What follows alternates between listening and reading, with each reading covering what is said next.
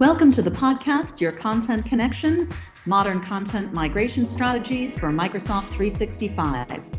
Your hosts are Jeff Willinger, who's joining us today from Los Angeles, and Rob Aaldijk, who is broadcasting from the Netherlands. Jeff is a cloud-first digital workplace innovator and Microsoft MVP. Rob is a project specialist with 26 years of experience in managing large enterprise projects in Europe. Together, they share unvarnished opinions, from the field stories and project insights into the world of Microsoft 365, enterprise content management, and how to successfully build and execute a cloud-first content strategy. Hi, everybody. My name is Jeff Willinger, and I am super psyched to be a part of this fabulous podcast, actually my first real podcast. I'm joined by my colleague, Rob, and we're going to talk about all things cloud and cloud adoption. And when I think about cloud and cloud adoption, I remember years ago when Microsoft first announced their Azure cloud, I recall clients saying to me, Jeff, we're never going to go.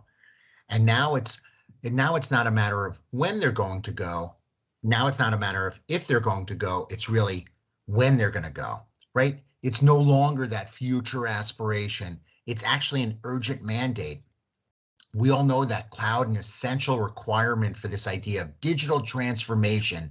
Digital transformation is one of those things that's on every CEO's kind of to-do list, but do they ever actually get to actually do it, right? This global disruption for sort of the cloud, if you will, was really brought on, sort of sped up by the whole COVID-19 pandemic that really re-emphasized the fundamental value of the system's resilience. We're going to talk a lot about that today, the agility, the adaptability, and scalability.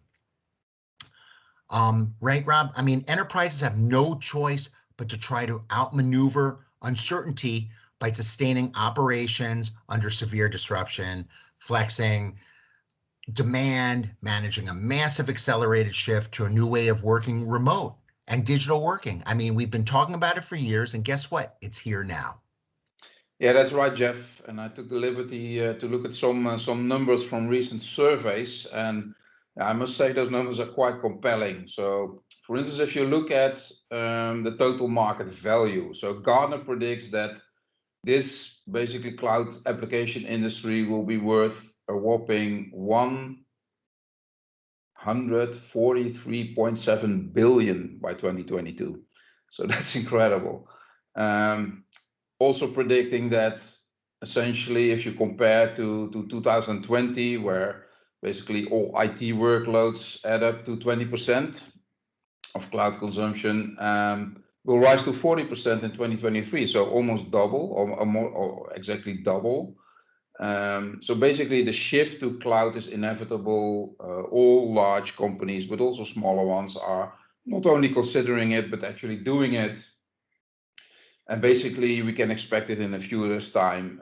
The most important workloads in the IT will be running from cloud. That, Rob, without any doubt, I think for most organizations, it's getting it right and getting it right the first time. So the cloud has proven to be this sort of big, sort of grandiose thing, moving to the cloud. But how do we actually get there? You talked about some numbers. Research also shows that most enterprises still had, on average, no more than 20 to 40% of their workloads in the cloud when the pandemic struck. That is crazy. And I understand, because, again, organizations are going kicking and screaming to the cloud. That's why scaling up this cloud adoption quickly is so crucial. Like I said, it needs to be done right, quickly, correctly, and most importantly, Rob, securely. Yeah, but you might cite, Jeff, that COVID basically called for a recalibration of the existing cloud strategy. It's not just accelerating the adoption of cloud, it's also kind of a shift, probably not temporary, it's lasting, focusing more on collaboration or even more on mobility, virtualization. And it serves as an accelerator for those trends that have already been existing. I think there's some other topics added as well. So I think having your workload in the cloud, your most important workload, means that you focus better or more on disaster recovery, scaling out, etc. You don't want to be stuck with all kinds of security and vulnerability issues and performance issues when you do that. But again, all those trends have been set already, and it's just accelerating now. So a lot of investments going on in the industry to make that happen, but obviously funded by the surge of people adopting cloud by necessity almost. You know, to your point, the first of these elements is really, like you said, getting that migration ready, these enterprise workloads. The most important thing is really selecting the right infrastructure for your needs. So, you know, I'm a Microsoft MVP. I'm obviously partial to the Azure cloud, but it could really go anywhere. But making sure that you've selected that right infrastructure for your needs. I always equate migrating to sort of moving homes. So when you're moving, you want to make sure you're in the right neighborhood. You want to make sure that you're bringing the right things with you. Do I really need all the stuff that I had before? And what do I need moving forward? So having a well-planned, executed cloud migration with, you know, good speed and cost effectiveness, data security, and most importantly, the future business value. Why are we doing it? Are we doing it because basically we have to do this? And Rob, what do the benefits of a successful migration look like? Sort of like a move. What does it look like? Yeah, if I move homes, hopefully I'm happier in the new neighborhood, but I feel like in a migration, what does success really look like? Yeah, and I think there's a lot of misconceptions around that still. So people are looking, or at least from, let's say they look at multiple cloud vendors and try to decide between them, and they see all the same marketing arguments pop up all the time. So it's more cost effective, it's faster, it's of course less concern. You outsource a lot of the headache of managing infrastructure, etc. But you see in practice that IT managers across the globe are still quite suspicious of those arguments and really need convincing. And I see a lot of calling for so-called hybrid architectures from that. So people don't consider to move entirely into cloud. They sort of see it as too big a bet. And the reality is that the companies that have actually never look back. So the question becomes, for those companies still thinking about that big move, what is holding them back, right? And there's a few aspects we could discuss, like its cost. Always cost. Yep. It's Always cost for cost. sure. Always cost. It's security. Yep. Level of control. So what kind of control am I giving to the cloud provider, and what do I get back for that? And maybe still also performance concerns. So maybe we should talk a bit more about each of these and see what is behind it, to kind of get to the truth of it and see what is really bothering people about moving to the cloud. And why are they adopting like hybrid strategies? Is there a real reason for that, or is it just being careful, being not willing to risk it all, so to speak? Bottom line is, Rob, to your point, most organizations know they don't belong in the data center business, right? They can realize significant costs right off the bat by using this new architecture and new application in the cloud. You know, the real value driver of the cloud migration really is the uncertain economics after this COVID world. What is the benefit going to look like after? We realize what it's going to look like now, but what is it going to look like after? You know, I always say you could pay me now or pay me later. When I'm doing a project, and a client might look at the statement of work and they'll say a certain number for design of the project, and then they'll look at the UX. They're like, well, isn't UX part of design? And I'll say, no, user experience to me is the secret sauce on all projects, making things easier to use. Same exact thing with the cloud. We want to do it rapidly, but it's got to be efficient. with that sort of what I would call the eye on the prize, right? On that innovation prize, right? Enable the business to do things and do them faster. Indeed. But there's a few things then that are the consequence of that. So it's basically you're moving to this other country, you're burning your ships behind you. It's very difficult to return to the old way of working, correct?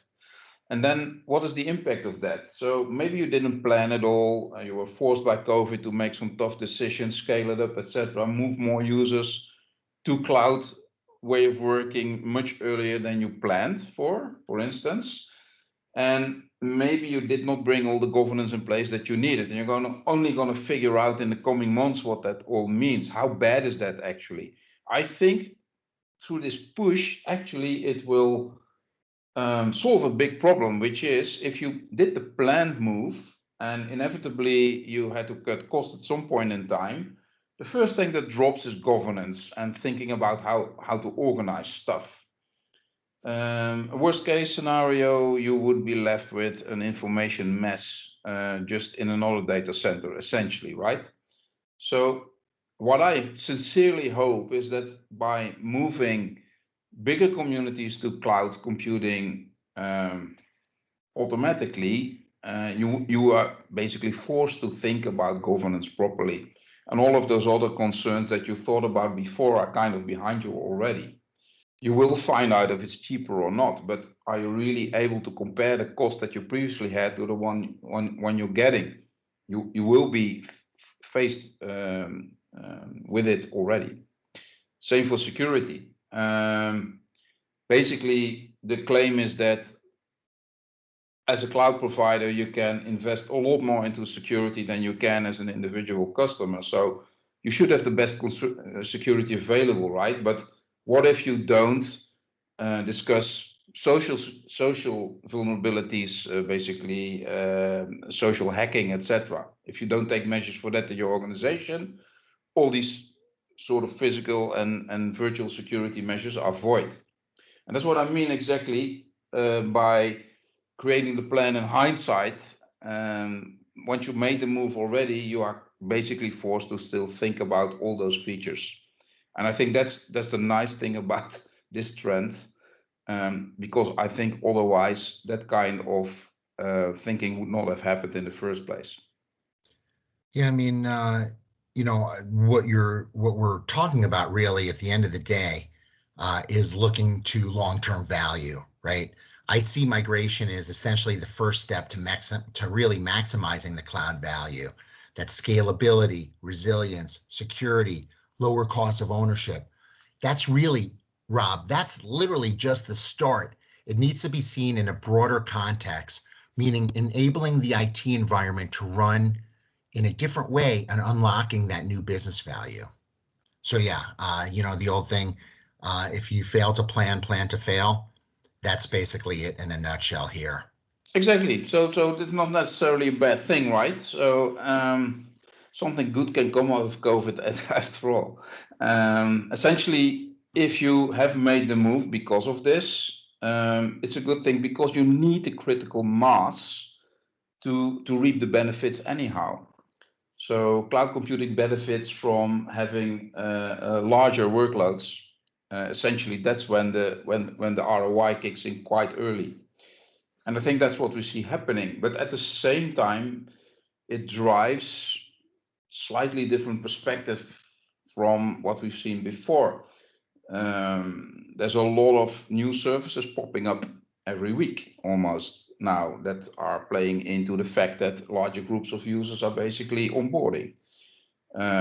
You see new PaaS, new SaaS services. You see more advanced services than we've seen ever before, like the artificial intelligence, machine learning ones, new ones popping up almost every day.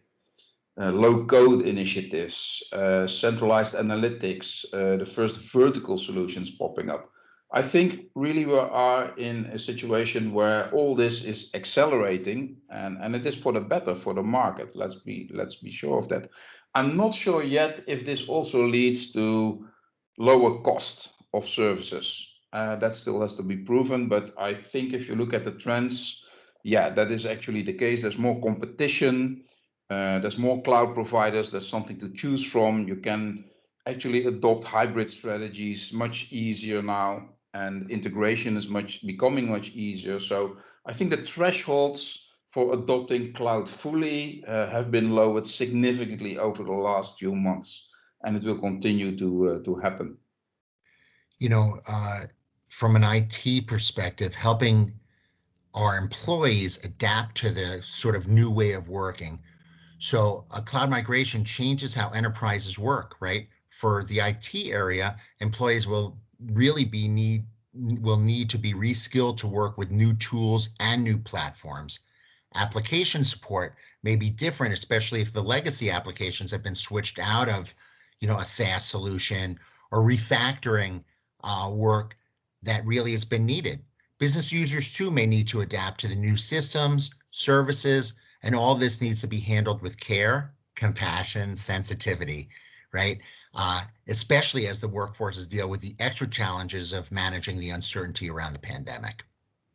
Definitely, and I think actually moving to the cloud gives you the kind of incentive to look into these matters more closely now. If at least you want to keep your end users satisfied, obviously, just having them log into to an online application and giving them bad performance, bad experience is not the way to go, obviously. So I do expect indeed that from this move, there will be a lot of push actually to bring things like governance, end user education, and all of that into place. Yeah, Rob, you talked about security a little bit earlier, and from what I understand, security and compliance risk is really the most frequently cited barrier to achieving full cloud value. There was a study done by Sky High Hopes, a paper that I read, and it said placing 46% value of their top 3 and 17% as their top concern, right? In addition to the introduction of strict data privacy regulations, such as in the US, GDPR requires serious thinking and planning around data security and privacy. So exactly. So yeah, that doesn't surprise me at all, because if you think about it, if you move all your critical business data in the cloud and you by nature give away part of that control, how can you get that back? Well, basically, if you look at any cloud provider now, they have a full host of quite professional security measures that you can implement or not. So let's suppose you implement them all. What is still left then for you to control? In the end, it's making sure that your own personnel is trained in security concerns and what kind of vulnerabilities still exist. So it's kind of the last mile you still have to take care of as an organization. But the fact is that any cloud provider gives you a full host of features that will go far beyond what you ever been able to implement yourself when you still had your own data center. So that's the good news. The bad news indeed is that the final part of control is all about teaching your employees that they're still vulnerable and can lose data quite easily if they're tricked into it.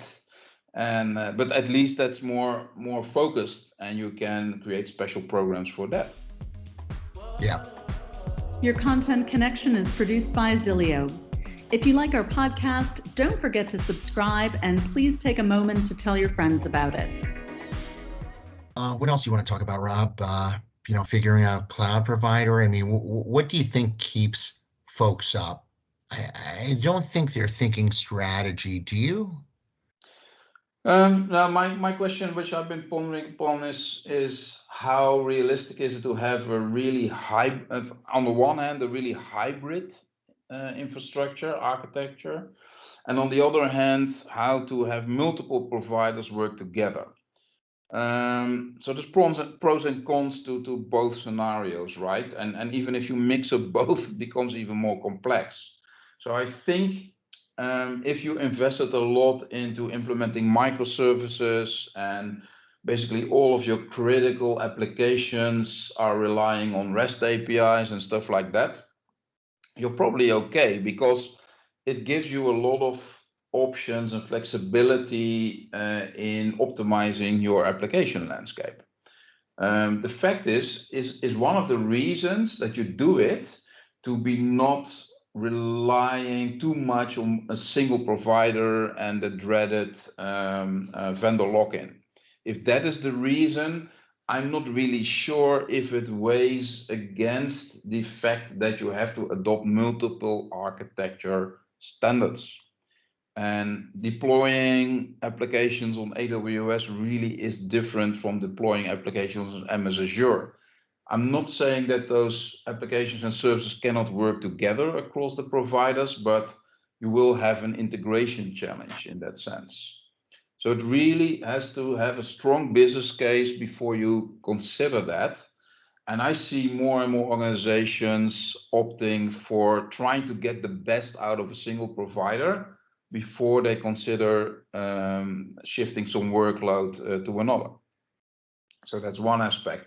For the hybrid one, I think you still have to have some really strong arguments to still keep certain workloads on premise and connect parts of it to applications that are already in the cloud, whether it be SaaS, PaaS, or your own homegrown stuff that you host there. But I think the argument I hear most still for keeping stuff on premise is not so much security, it's performance. And that's maybe for some of those workloads that the new trend of edge computing can provide an answer.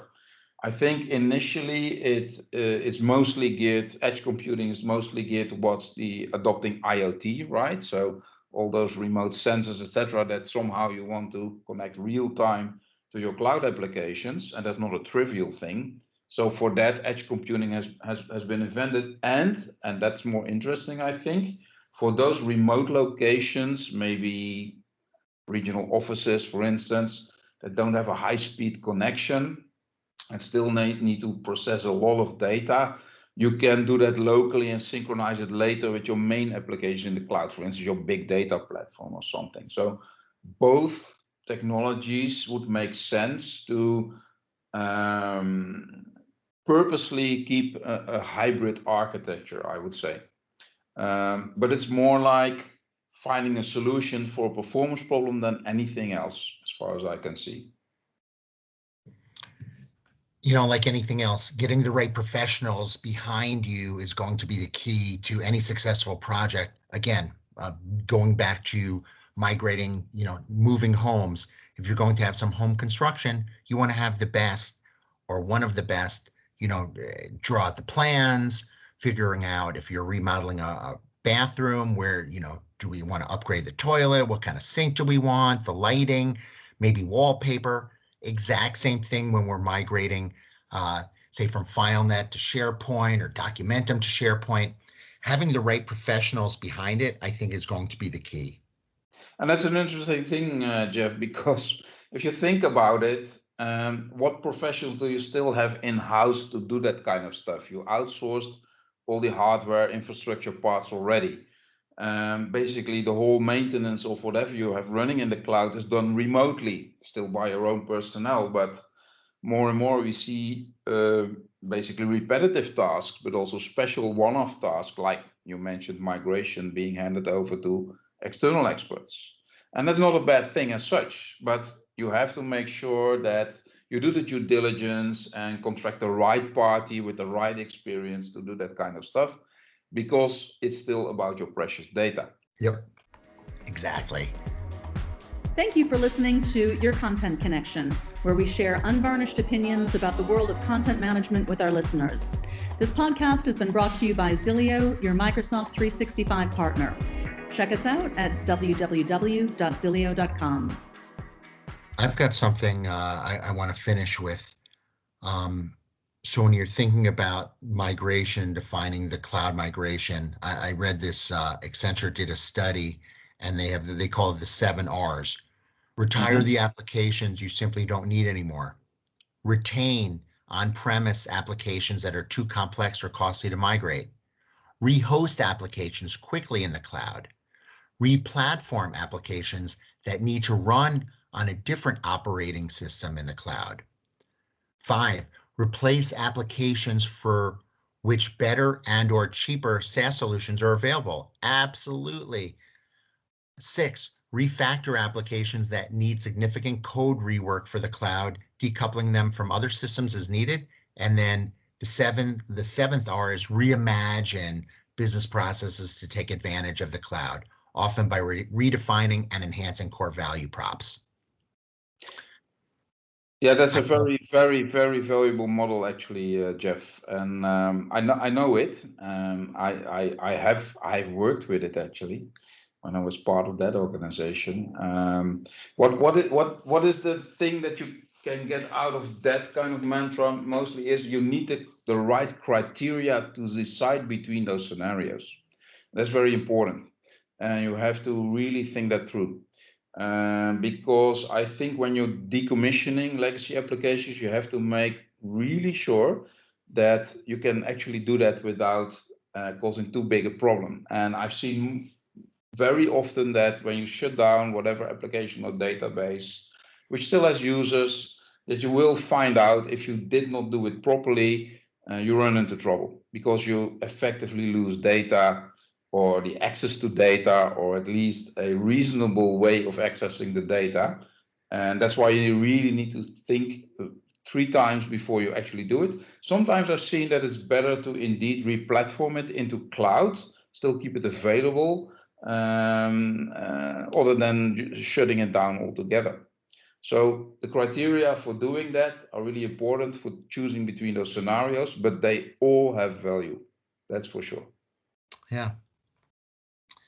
Well, Rob, this has been a super fun time chatting about the cloud. Way more information than many of our listeners might want, but I think that we covered all aspects of cloud adoption, what's in it for the end user, and next steps. Excellent. So let's keep it at that for now, and Sure. We'll rejoin the next time. Thanks for listening. Your Content Connection is produced by Xillio. Your hosts are Jeff Willinger and Rob Aaldijk. Your Content Connection is where you hear unvarnished opinions, project do's and don'ts, and from the field insights into the world of enterprise content management, cloud-first strategies, and Microsoft 365. If you enjoyed our podcast, we'd love for you to subscribe, rate, and give us a review on Apple Podcast, Google Podcasts, Spotify, or wherever you're listening from today. Until next time.